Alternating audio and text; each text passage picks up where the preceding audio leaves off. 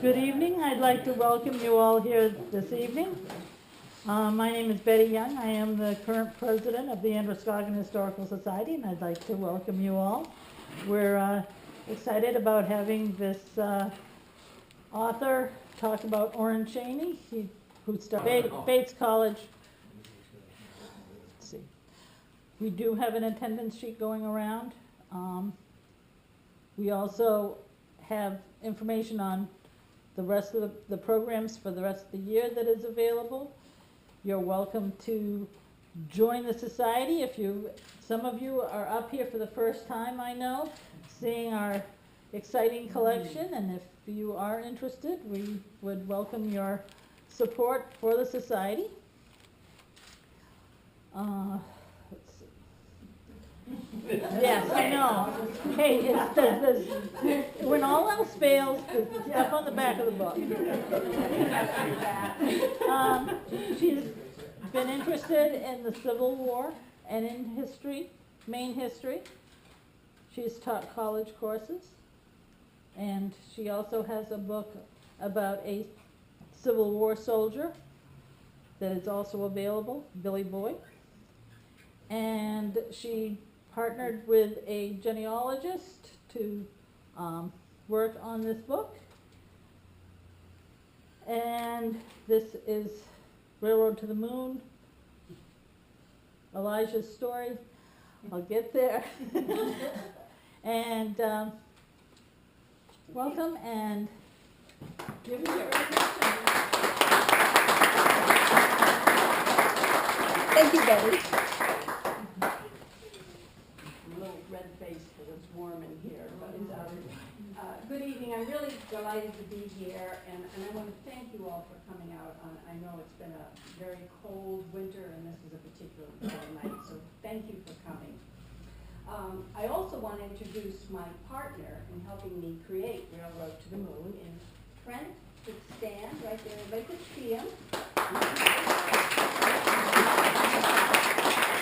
He's the Pastor Trent Boyd of the First Freewill Baptist Church in West Buxton, and in addition to being a pastor, he's a historian, he's an avid researcher, genealogist, and a great storyteller. Trent and I have spoken to two other historical societies thus far. We've been to Lebanon and Sanford and Springdale, two communities that have a very strong connection to this novel. But these two communities share that same connection with you through the life of one of the most remarkable figures in Maine history, Oren Cheney. I'm going to give you some background on how this book came to be and tell you kind of how the book opens, and then Trent is going to regale you with a very insightful portrait of Oren Cheney as educator and abolitionist. Now, I've been with them, this is my third occasion. He's a hard act to follow. I'm going first. Okay, over the years, readers of my first novel, Billy Boyd, asked me to write a sequel to continue with Elijah's story. Billy was based on a true person and a true event. Well, the idea of writing a sequel immediately intrigued me for one reason. As an author, I quickly learned that we grow very attached to the characters that we create, or the ones that we use. For example, Doris Kearns Goodwin, when she was out promoting Team of Rivals, somebody asked her, well, what book are you working on now? And she goes, oh no. She said, I still wake up each morning looking for Lincoln. And I could relate to that. For a long time, I used to wake up after the novel and I was looking for Elijah. So I really did want to write this sequel, but Elijah was my creation, a fictitious character. And my genre is historical fiction. So I needed to create a story, a plausible story, within a Maine historical context. My challenge then was to find some person, real person, in Maine history who I could weave a realistic story around. Ultimately, I found Oren Cheney. But what was the link between the founder of Bates College and a runaway slave? Well, Bill Herstein, my former boss, who was also a former president of Central Maine Community College, told me that after the Civil War, Bates was one of the first colleges in the nation to admit blacks. That was all the trigger I needed. All I could think about was who at Bates had been responsible for such a noteworthy act. So I immediately left to go to the Muskie Archives at Bates just to learn more.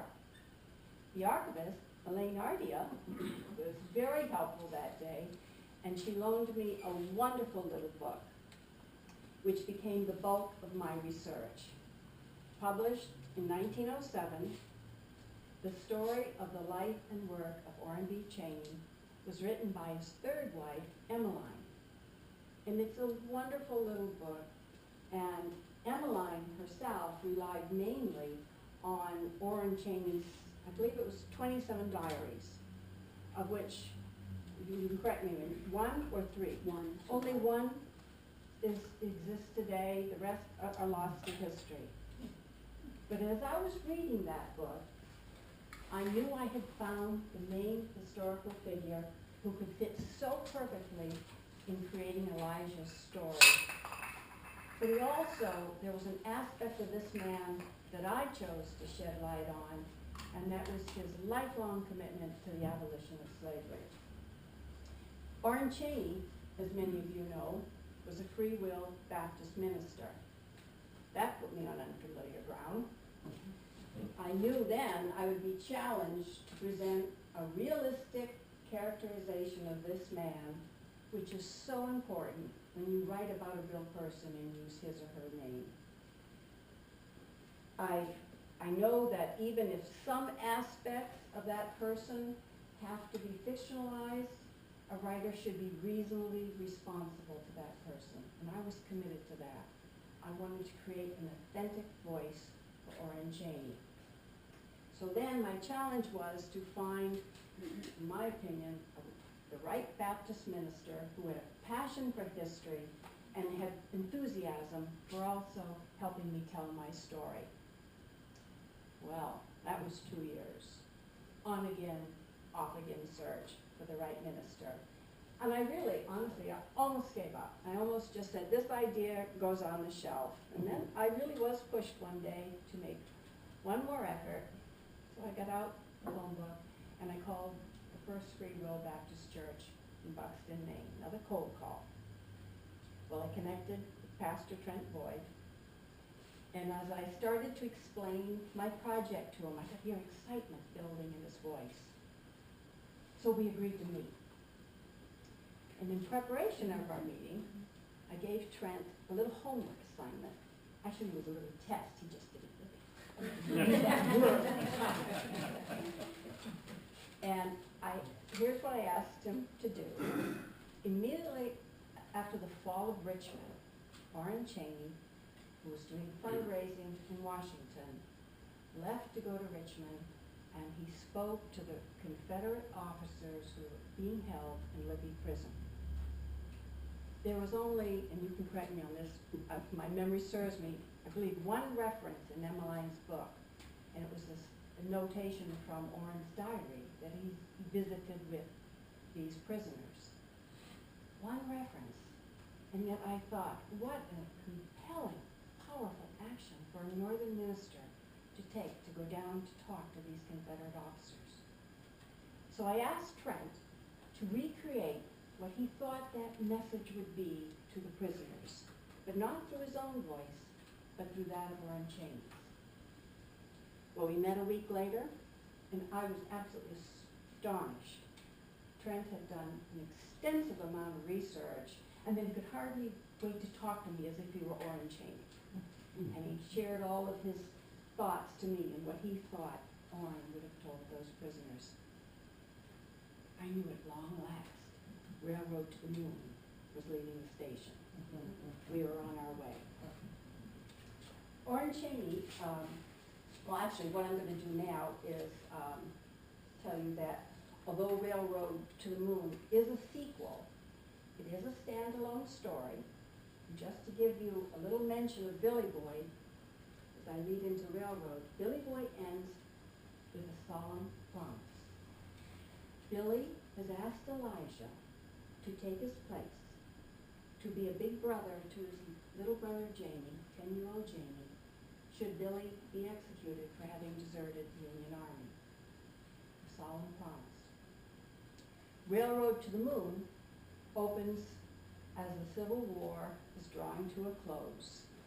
Elijah has been living with Billy's family in Berwick for nearly 2 years, and he and Jamie have forged a very strong bond. But Jamie continues to mourn his older brother, and Elijah knows that Jamie's ability to heal rests on his shoulders. One of Billy's friends from the war is home a month early. He visits the Lairds, he meets Elijah, and then he tells the Laird that he has unfinished business in the South and that he is making haste to return there as soon as possible to look for another friend from Berwick who is being held in Salisbury Prison, Salisbury, North Carolina. Elijah becomes visibly shaken at the word Salisbury, and he says, I'm going with you. Why, Elijah? And he said, my pappy lives on a plantation not far from there. I need to find out if he's still alive. Jamie is absolutely despondent. Elijah turns to him, affirms his promise that he will return. So on the journey south, Harry and Elijah, filled with danger and adventure and love, and even though Elijah is committed to returning to Maine, he now has conflicting desires churning inside him. And as he's filled with all this conflict, his path crosses that of Oren Cheney. And I'll leave you with that. And I'll let Trent turn it over. And he's going to, because this is a historical society and your connection is Oren Cheney, I want Trent to talk about his role and how it fits so perfectly in telling Elijah's story.